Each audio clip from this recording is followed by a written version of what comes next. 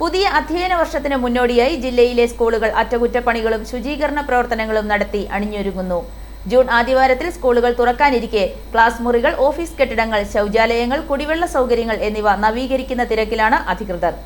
School പരിസരങ്ങളിലെ പുല്ലുവെട്ടൽ, മാലിന്യ നീക്കം, painting ജോലികൾ എന്നിവയും പുരോഗമിക്കുകയാണ്. വിദ്യാർത്ഥികൾക്ക് സുരക്ഷിതവും സൗകര്യപ്രദവുമായ പഠനാന്തരീക്ഷം ഒരുക്കുന്നതിനാണ് പ്രവർത്തനങ്ങൾ വേഗത്തിലാക്കുന്നതെന്ന് സ്കൂൾ അധികൃതർ പറഞ്ഞു. പാഠപുസ്തക വിതരണത്തിനും യൂണിഫോം, ഉച്ചഭക്ഷണ പദ്ധതി എന്നിവയുടെ ക്രമീകരണങ്ങൾക്കും തയ്യാറെടുപ്പുകൾ ആരംഭിച്ചിട്ടുണ്ട്. മഴക്കാലം മുൻപിൽ കണ്ട് ചോർച്ചയുള്ള ക്ലാസ് മുറികളും അപകടാവസ്ഥയിലുള്ള കെട്ടിടങ്ങളും അറ്റകുറ്റപ്പണി നടത്താനും നിർദ്ദേശവും നൽകിയിട്ടുണ്ട്. അതേസമയം പ്രവേശന നടപടികളും വിവിധ സ്കൂളുകളിൽ പുരോഗമിക്കുകയാണ്. പുതിയ വിദ്യാർത്ഥികളെ വരവേൽക്കുന്നതിനായി സ്വാഗത ബോർഡുകളും അലങ്കാരങ്ങളും ഒരുക്കുന്ന തിരക്കിലാണ് അധ്യാപകരും PTA പ്രവർത്തകരും.